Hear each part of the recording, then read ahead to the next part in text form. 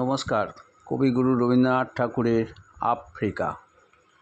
উদ্ভ্রান্ত সেই আদিম যুগে স্রষ্টা যখন নিজের প্রতি অসন্তোষে নূতন সৃষ্টিকে বার করছিলেন বিধ্বস্ত, তার সেই অধৈর্যের ঘন ঘন মাথা নাড়ার দিনে রুদ্র সমুদ্রের বাহু পাঁচি ধরিত্রীর বুকের থেকে ছিনিয়ে নিয়ে গেল তোমাকে আফ্রিকা।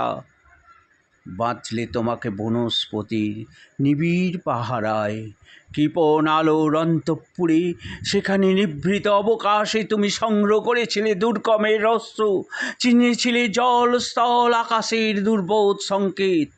প্রকৃতির দৃষ্টির অতীত জাদু মন্ত্র জাগাচ্ছিল তোমার চেতনার্থিত মনে, বিদ্রুপ করেছিলে ভীষণকে বিরূপের ছদ্মবেশী, শঙ্কাকে চাচ্ছিলে হার মানাতে, আপনাকে উগ্র করে বিভীষিকার প্রচণ্ড মহিমার তাণ্ডবের দন্দুভিনী নাদে। হায় ছায়াবৃতা কালো ঘোমটার নিচে অপরিচিত ছিল তোমার মানব রূপ, উপেক্ষার আবিল দৃষ্টিতে এলো ওরা লোহার হাত করে নিয়ে, নখ যাদের তীক্ষ্ণ তোমার নেকড়ের চেয়ে এলো মানুষ ধরার দল। গর্বে যারা অন্ধ তোমার সূর্যহারা অরণ্যের চেয়ে সভ্যের বর্বর লোভ নগ্ন করল আপন নির্লজ্জ মানুষতা।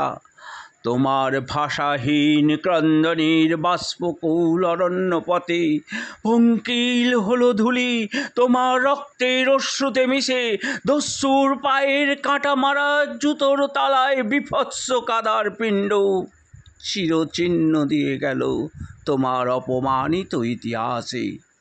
সমুদ্র পাড়ে সেই মুহূর্তেই তাদের পাড়ায় পাড়ায় মন্দিরে বাজছিল পূজার ঘণ্টা। সকালে সন্ধ্যায় দয়াময় দেবতার নামে শিশুরা খেলছিল মায়ের কোলে, কবির সঙ্গীতে বেজে উঠছিল সুন্দরীর আরাধনা।